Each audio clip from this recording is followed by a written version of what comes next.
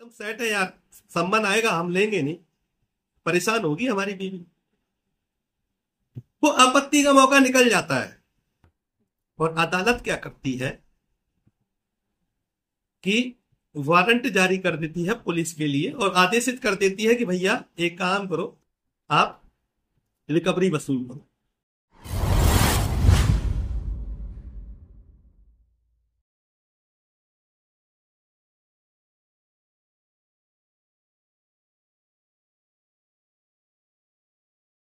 नमस्ते भाइयों, मैं हूं आपका दोस्त advocate Brahmdatt, Agra civil court से। कैसे हैं आप लोग?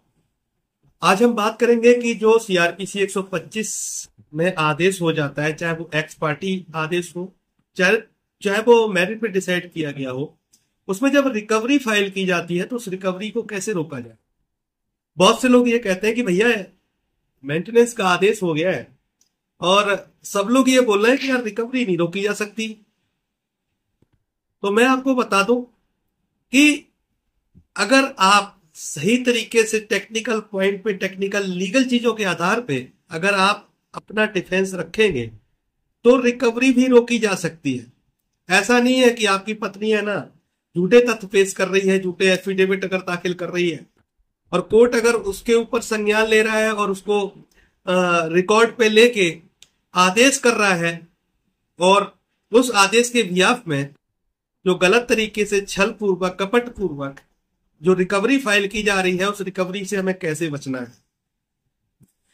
कुछ लोग कमेंट कर रहे हैं कि आप काम की बात नहीं करते हो। मैं कह रहा हूं कि आपको काम की बात समझ में ही नहीं आती। हमारा जो वीडियो है ना, वो आप थोड़ा सा भी देख लेंगे और अगर आप थोड़ा सा दिमाग पे जोर डालेंगे तो आपको सारी बात समझ में आ जाएगी। क्योंकि आपकी आदत जो पड़ी हुई है ना, वो इधर उधर यूट्यूब चैनलों को टटोलने की पड़ी हुई है। मैं सटीक और कानूनी बात करता हूं, कानूनी बात पे ही विश्वास रखता हूं। इसलिए आपको थोड़ा सा दिमाग पे जोर डालना पड़ेगा। ऐसा नहीं है कि सारी चीजें आपको आसानी से मिल जाएंगी। किताबों में सब लिखा हुआ है, आप पढ़ सकते हैं, लेकिन डिपेंड करता है कि आप उसको इंप्लीमेंट कैसे कर रहे हैं। हर कोई ये कहता है कि नहीं यार, पत्नी है, उसको मेंटेनेंस देना पड़ेगा। मैंने जब अपने वीडियो में जब बताया ना, तो मैंने एक मोटिवेशनल एक वीडियो डाला था ये कि भैया दूसरी शादी करनी चाहिए, उसका क्या निष्कर्ष निकलता है, क्या नहीं निकलता है। ये जो मैं वीडियो बना रहा हूं ना, ये आप ही लोगों ने मुझे बताया है कि भैया दूसरी हमने शादी कर ली तो मेरे साथ ये हो रहा है, तीसरी शादी कर ली तो मैंने ये सब। हाँ ठीक है, आपके पास अगर ज्यादा पैसा है ना, तो आप पत्नियां खरीदते रहिए जहां खरीदना है वहां, देते रहिए, पैसा खरीदते रहिए, करते रहिए अपने शौक पूरे। लेकिन फालतू के कमेंटबाजी करने से बचे। थोड़ा सा दिमाग पे जोर डालना पड़ेगा, समझना पड़ेगा कि आखिर में मैंने क्या बताया है। आप मेहनत करेंगे ना तो आपको फायदा मिलेगा। ठीक है। और जो शिकायत करता होता है ना, जो कंप्लेनेंट होता है, जो मुकदमा दाखिल करता है ना, उसके पास में उतना ही अधिकार होता है जितना उसने लिख दिया है उसमें। उससे वो एक शब्द भी बढ़ा चढ़ा के नहीं बोल सकता। अब आपको उसी में अपना डिफेंस ढूंढना है, उसी में आपको डिफेंस रखना है। जो मुकदमा फाइल करता है ना, उसके पास एक मौका होता है, लेकिन जिसको बचाव पक्ष जो होता है ना, जो डिफेंस होता है ना, उसके पास हजार मौके होते हैं अपने आप को बचाने के लिए। तो ये वीडियो मेरा अंत तक जरूर देखें। जो लोग मेरे चैनल पे नए हैं वो लोग चैनल को सब्सक्राइब कर लें और लोगों तक ये जानकारियां शेयर करें, ताकि कि जो लोग इन सारी चीजों से पीड़ित हैं, परेशान हैं, उनको मदद मिल सके। आप लोग सब जानते हैं कि मैं कानूनी चीजें बताता रहता हूं, जो मेरा प्रैक्टिकल एक्सपीरियंस रहा है अब तक। ऐसा नहीं है, मैंने काफी लोगों की रिकवरी जो है ना वो रुकवाई है, बशर्ते उन्होंने उस हिसाब से काम कर लिया हो। तो जैसे ही आपके खिलाफ में कोई आदेश पारित होता है, आदेश में मैं लोगों से सबसे पहले ये कहता हूं कि भाई, आपका जो 125 का जो आ, मुकदमा जो फाइल किया गया है, इस मुकदमे में पहले तो आप सबसे पहले ये देखो कि उसने क्या क्या बोला है और क्या क्या एविडेंस उसने फाइल पे दर्ज किए हैं, और उस फाइल के अकॉर्डिंग ये देखो कि जो पीठासीन अधिकारी हैं यानी जो जज महोदय हैं उन्होंने किस तरीके से उसमें ऑर्डर शीट पे कार्रवाई की है। अभी लेटेस्ट आया हुआ है रजनीश वर्सेस नेहा का। आमतौर पे हर अदालत में ये गलतियां हो रही है, समझ में नहीं आ रहा है कि इसको कॉम्प्लायंस कैसे करना है। जबकि रजनीश वर्सेस नेहा का जो एफिडेविट है ना, एकदम क्लियर कट, बिल्कुल साफ है, स्पष्ट है। बहुत सी चीजें हैं, जब आप ढूंढोगे तो आपको बहुत सा ज्ञान मिलेगा और बहुत सारी सच्चाई उसमें मिलेगी। जैसे कि मैं थोड़ा सा सरसरी नजर में आपको बता देता हूं कि रजनीश वर्सेस नेहा के एफिडेविट में कहा गया, जिस दिन ये आदेश जारी हुआ था, जिस दिन ये फॉर्मेट जारी हुआ था सुप्रीम कोर्ट द्वारा, उसके अगले दिन से ये कॉम्प्लायंस कराना था। और सुप्रीम कोर्ट का जो रजनीश वर्सेस नेहा का जो एफिडेविट है, जो जजमेंट है, वो दिल्ली हाईकोर्ट के कुसुम शर्मा, महेंद्र शर्मा के जजमेंट के बेस पे आधारित है। उसी का फॉर्मेट को रजनीश वर्सेस नेहा में लिया गया।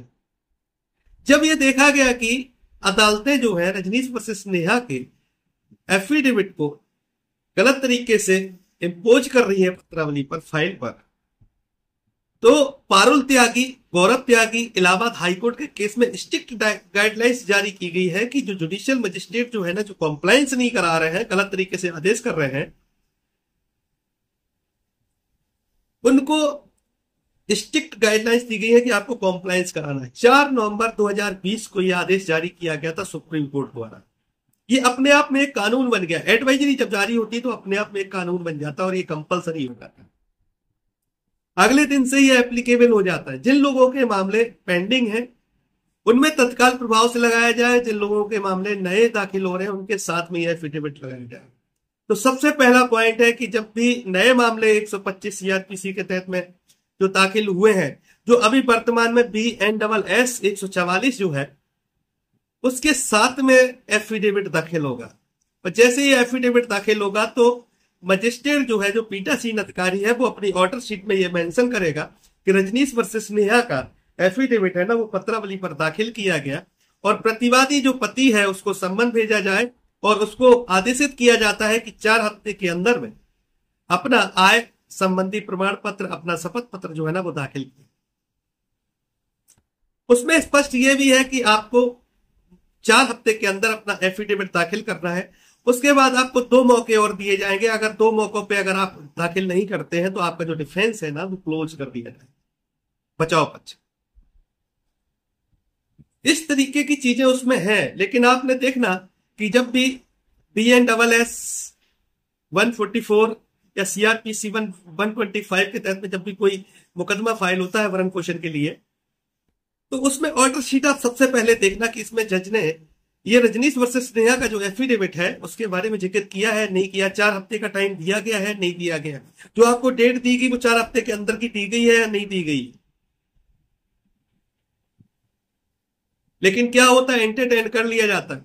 दूसरा पॉइंट मैं बता रहा हूं कि जब आपकी पत्नी केस फाइल करती है और रजनीश वर्सेस नेहा का एफिडेविट दाखिल करती है, तो स्पष्ट क्लियर कट है कि उसके साथ में इसको अपने बैंक अकाउंट्स के डिटेल और अपने जो भी एनेक्चर है, जो भी प्रूफ है, वो उसको लगाने पड़ेंगे उसके सपोर्ट में। लेकिन ऐसा नहीं होता है। अदालत क्या करती है कि पति पक्ष जो है ना, उससे कहती है कि भैया एफिडेविट अपना दाखिल करो आके, और उससे सारे प्रूफ मांग लेती है। लेकिन जो पति पक्ष है वो क्या करता है, वो अपनी सारी इनकम, सारे ये सारा बैंक डिटेल्स वगैरह सब कुछ, सारे एविडेंस लगा देता है। लेकिन वो पत्नी से नहीं मांगता है कि भैया तुम्हारे अकाउंट्स, तुम्हारी डिटेल। भाई ये रजनीश वर्सेस नेहा का जो एफिडेविट है, इसका आधार क्या है? इसका आधार ये है कि दोनों पक्ष जो है ना, कभी कभार क्या होता है, पत्नी जो होती है अपनी इनकम छुपा लेती है, कभी कभार पति जो होता है ना, वो अपनी इनकम छुपा लेता था और कोर्ट को बड़ा दिक्कत होती थी डिसाइड करने में। कभी कभी होता था कि पति जो है ना मजदूरी कर रहा है, लेकिन पत्नी उसको करोड़पति, लखपति बना देती थी मेंटेनेंस लेने के लिए। तो ये ट्रांसपेरेंसी लाने के लिए कि भैया दोनों की सच्चाई सामने आ जाए, दोनों के बैंक डिटेल आ जाए, दोनों की प्रॉपर्टी आ जाए, उसमें देखा जाए कि कौन कितना सक्षम है। यहां पति का सक्षम होना जरूरी है। यह डिपेंड करता है कि पति अपना जीवन स्तर कैसे जी रहा है। हालांकि पत्नी है, उसको भी उसी स्तर का जीवन स्तर जीने का अधिकार है, लेकिन डिपेंड करता है। अगर आपकी पत्नी अगर झूठ बोल रही है, न्यायालय में फ्रॉड कर रही है, गलत तरीके से दूर रह के अगर मेंटेनेंस की डिमांड कर रही है, तो ये आपको प्रूफ करना पड़ेगा। लेकिन फिर भी क्या कर रही है अदालत, इतने सारे फॉल्स एफिडेविट देने के बावजूद कि पति हमारा है, उसके पास में इतनी जमीन है, इतने मकान है, इतने अकाउंट है, इतना पैसा है, ये सारा सब कुछ बढ़ा चढ़ा के लिख देती है। दैट मीन्स कि जो परिवार जो दाखिल किया जाए, जो मुकदमा जो दाखिल किया गया है, उसमें फॉल्स एफिडेविट दाखिल किया है, उसका वो प्रूफ नहीं दे पाती। और अदालत जब एक पक्षी आदेश करता है तो उसमें स्पष्ट लिख देता है, या कोई मेरिट पे डिसाइड किया हुआ केस हो, उसमें लिख देता है कि आय का कोई भी प्रमाण जो है ना, वो परिवादी दाखिल नहीं की। तो इसी स्टेज पे ये जो जजमेंट है ना, वो पूरी तरीके से गलत हो जाता है। लेकिन जो आपकी पत्नी है ना, क्या करती है, ये जाके रिकवरी फाइल कर देती है। जैसे ही रिकवरी फाइल होती है तो मजिस्ट्रेट जो पीठासीन अधिकारी जो जज महोदय हैं, वो क्या करते हैं, वो आपको एक आपत्ति देने का मौका करते हैं कि भैया आपको क्यों ना ये वसूली कराई जाए आपसे। लेकिन हम उस पर गौर नहीं करते, हम ये सोचते हैं अरे वही ट्रेडिशन बना हुआ है, क्योंकि माइंड एकदम सेट है यार, सम्मान आएगा हम लेंगे नहीं, परेशान होगी हमारी बीवी। वो आपत्ति का मौका निकल जाता है और अदालत क्या करती है कि वारंट जारी कर देती है पुलिस के लिए और आदेशित कर देती है कि भैया एक काम करो, आप रिकवरी वसूल करो। तो यहां पे क्या गलती होती है पता है, कि जब वसूली वारंट जब जारी किए जाते हैं तो मजिस्ट्रेट जो है वो 421 के तहत में जुर्माना, 421 ऑफ सीआरपीसी के तहत में जुर्माना नहीं लगाता। यानी कि अगर 2 लाख रुपए की वसूली है, या 1 लाख रुपए की वसूली है, या 20,000 रुपए की वसूली है, तो उस पर जुर्माना लगाया जाना चाहिए। जुर्माना जो है ना, वो 500 रुपए से ज्यादा नहीं हो सकता है। लेकिन डायरेक्ट वसूली वारंट जारी करा दिए जाते हैं, थाना पहुंच जाता है आपके घर पे, भैया ये वसूली है आप। जबकि ललित चतुर्वेदी के केस में स्पष्ट कहा गया है कि कोई भी पुलिस राजस्व न्यायालय की तरह धन वसूली करने का अधिकार नहीं रखती है। लेकिन फिर भी आपके वारंट जारी हो जाता है। आप क्या करते हो, जैसे ही पुलिस दरवाजे पे पहुंचती है, यहां पे तो ज्ञानबाजी करोगे, जैसे ही दरवाजे पे पुलिस पहुंचती है ना, पैसे निकाल के दे देते हो कहीं पुलिस उठाना। लेकिन पुलिस क्या करती है कि वसूली कराने के लिए सबसे पहले पति को थाने बुलाती है, बंद कर देती है, पैसे लेती है और न्यायालय में जाके जमा करवा देती है। और न्यायालय में जब जमा किया जाता है वो पैसा, तो वहां पे एक पुलिस की रिपोर्ट लग के जाती है कि साहब इतना इतना रुपए ये वसूली किया है। जबकि वो जो वसूली वारंट होता है उसमें स्पष्ट लिखा होता है कि जो पति है इसकी संपत्ति की जांच की जाए और संपत्ति में से जो भी मिले उसमें से उतने हिस्से को विक्रय कर दिया जाए जितनी की वसूली है, और न्यायालय में रिपोर्ट भेज दी। अगर ये संपत्ति नहीं मिलती है तो फिर इसको गिरफ्तार किया। अब गिरफ्तारी की बात आ जाती है। सीआरपीसी 125(3) जो है ना, वो क्लियर कट कहता है कि गिरफ्तारी किस कंडीशन में होगी। गिरफ्तारी उस कंडीशन में होगी कि अगर पति अपनी पत्नी को मेंटेन करने के लिए अगर मना करता है, पति के पास में अगर पर्याप्त साधन है, पर्याप्त पैसा है, और पति देने से मना करता है, उस कंडीशन में गिरफ्तारी होगी, जेल भेजा जाएगा। अगर पति ऑफर करता है कि मैं अपनी पत्नी को साथ में रखना चाहता हूं, तो मजिस्ट्रेट की जिम्मेदारी बनती है कि जो वारंट जारी किया गया है उस वारंट को वो रिकॉल करे वापस में। लेकिन यहां यह भी है, अगर पति अगर किसी अन्य महिला के साथ में एडल्ट्री में रह रहा है और एक पर्याप्त कारण है, तो पत्नी को मेंटेनेंस देना पड़ता है। तो यहां पे जो फॉल्ट होते हैं ना, वो लीगल फॉल्ट होते हैं। कैसे? जुडिशरी की तरफ से, पुलिस की तरफ से, और इन फॉल्टों का हमें फायदा उठाना है। अगर हम कार्रवाई नहीं कर पा रहे हैं ना, तो मालूम क्या होगा, जुडिशरी जो है वो वारंट निकालती रहेगी, हर महीने एप्लीकेशन लगती रहेगी कोई ना कोई, कभी इसको लो, कभी उसको लो, कभी उसको लो, कभी उसको लो। जो वसूली के लिए जो वारंट जारी किया जाता है पुलिस के लिए, पूरा टोटली इलीगल है। पुलिस आपके पास जाती है, पैसा लेती है, आके अदालत में रिपोर्ट प्रेषित कर देती है, पैसा जमा कर देती है, तुरंत उसकी पक्की नकल निकालिए और पुलिस से पूछिए कि आपको किसने अधिकार दे दिया वसूली करने का। अदालत में इस पे ऑब्जेक्शन फाइल करिए कि अदालत ने जो वारंट जारी किया है तो पुलिस के लिए कैसे किया है। हालांकि सीपीसी के प्रोविजन जो है 30 और 32 के तहत में सम्मन है, वारंट है, मजिस्ट्रेट निकाल सकता है, मैं वारंट की बात कर रहा हूं। लेकिन पुलिस को पैसे वसूलने का अधिकार कैसे मिला? तो इस पे बहुत तरीके से लोग क्या करते हैं, जो पति लोग जो होते हैं, जो हमें यहाँ पे बता रहे हैं ना कमेंट करके कि काम की बातें किया करो, और कुछ लोगों को पता भी नहीं है, जिन्होंने शायद पहली बार मेरा वीडियो देखा हो तो उनको लग रहा होगा अरे ये क्या बोल रहा है, पता नहीं कुछ भी बोलता रहता है। वही लोग हमारे पास कमेंट करते हैं फालतू के, क्योंकि इनको कानून की भाषा नहीं समझ में आती। अब पति की बात रही, पति को तुरंत ऑब्जेक्शन फाइल करना चाहिए और ऊपरी अदालत में जाना चाहिए ऑब्जेक्शन फाइल करके।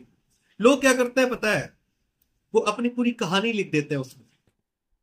हम जब आपत्ति की बात करते हैं, आपत्ति का मौका दिया जाता है, मैं घर से बना के नहीं बैठा हूं, घर से नहीं बोल रहा हूं मैं कि भैया कुछ भी दे दो जाके।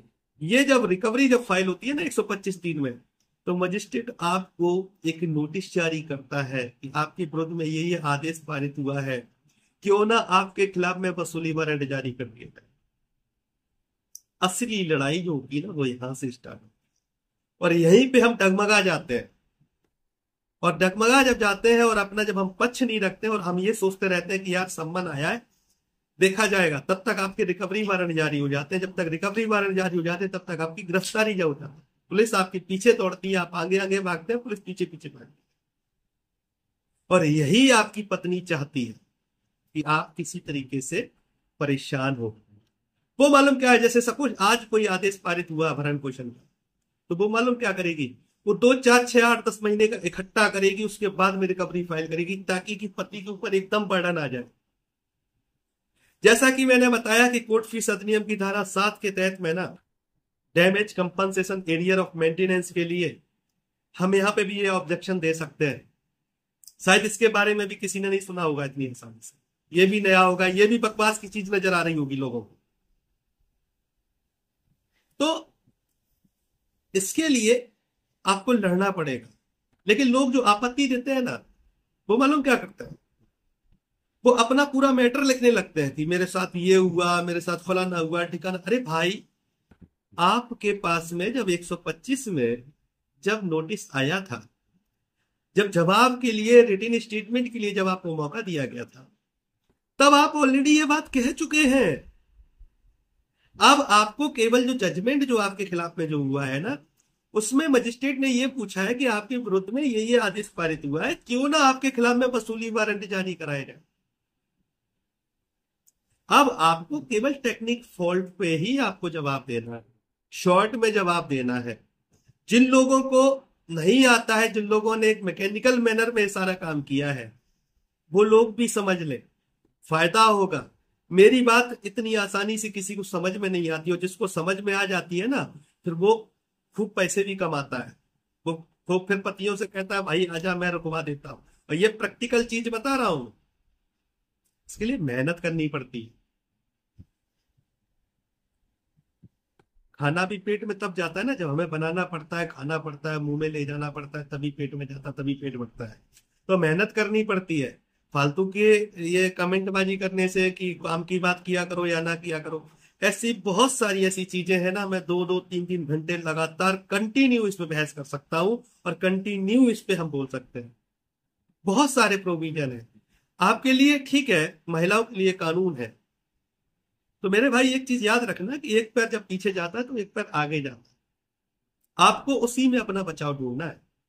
तो जब आप उसी में जब अपना बचाव ढूंढेंगे ना, तो सामने वाली पार्टी को मौका नहीं मिलेगा, सामने वाली डिनाई नहीं कर पाएगी। तो इसलिए तरीके से अपनी लड़ाई लड़ो और चीजों को समझना सीखो। अगर मेरा 10 मिनट का कोई वीडियो है ना, और उसमें अगर 1 मिनट की अगर कोई भी बात आपके फायदे के लिए और आप समझ जाते हैं, तो मैं समझूंगा कि शायद आप अपना बहुत बड़ा बचाव कर रहे हैं। और मजबूरी में कहना पड़ता है, मुझे अपना मैटर क्यों बताना। किसी की है ताकत जो अपना मैटर आके खुल के बताए कि भैया मेरे साथ ये हुआ, मैंने इस तरीके से लड़ाई लड़ी, और इस तरीके से ये सारी चीजें, ये केवल आपको मोटिवेट करने के लिए मैंने वीडियो डाला है। और मुझे कोई शर्म भी नहीं है, क्योंकि ये जो चीजें है ना, हर घर में, हर दूसरे घर में चल रही है। ये लगभग 13 साल से मैं देख रहा हूँ। कहीं भी हम खड़े हो जाते थे ना, तो हम अपनी जब बात छेड़ देते थे तो लोग खुद बताने लगते थे, भैया मेरे साथ भी ऐसा। तो इस तरीके से मैंने लोगों को जागरूक करना स्टार्ट किया था। अगर आप पीड़ित हैं, आपके पास रिकवरी निकल रही है और आप परेशान हैं, तो आप लोग प्रॉपर वे में आए। हम देखो पैसे लेते हैं, मेहनत करते हैं, पैसे लेते हैं, मेहनत के साथ में कोई कॉम्प्रोमाइज नहीं कर सकते। वीडियो आप लोग देखेंगे, आप लोग खुद इतने सक्षम बनो कि हमारे जैसे किसी व्यक्ति की आपको जरूरत ना पड़े। बाकी का आप खुद समझदार हैं। अगर आपको कोई समस्या समझ में आती है और आपको लगता है कि हम आपके लायक हैं, तो आप लोग हमसे संपर्क कर सकते हैं। हमारा व्हाट्सएप नंबर नीचे है, जिसमें मैं 500 रुपये 15 मिनट के लिए रखा हुआ है। अगर आप लोग चाहते हैं कि केस के अकॉर्डिंग चीजें, क्योंकि फोन पे तो जनरल बातें होती है, जो आपकी जो क्वेरीज हैं उनको केवल बता सकते हैं, लेकिन मेरिट पे क्या क्या हुआ है, चीजों क्या क्या हुआ है, इसके लिए हमें केस स्टडी करनी होती है, पेपर देखने पड़ते हैं, प्रिंट निकालने पड़ते हैं, समझना पड़ता है कि इसमें क्या हो सकता है, क्या नहीं हो सकता है, क्या कर सकते हैं, क्या नहीं कर सकते। उसके लिए मैंने प्रॉपर रखा हुआ है, वो आप लोगों के सबके सामने मेहनत करते हैं। हम ज्ञान फ्री में दे सकते हैं, लेकिन समय फ्री में नहीं दे सकते। मेरी रिक्वेस्ट है आप लोगों से कि अपना बचाव करें, आपके पीछे आपका पूरा परिवार फंसा हुआ है, और खुश रहने की कोशिश करें। जितना ज्यादा खुश रहेंगे, उतना ज्यादा सामने वाली जो पार्टी है ना, वो सोचने पे मजबूर होगी।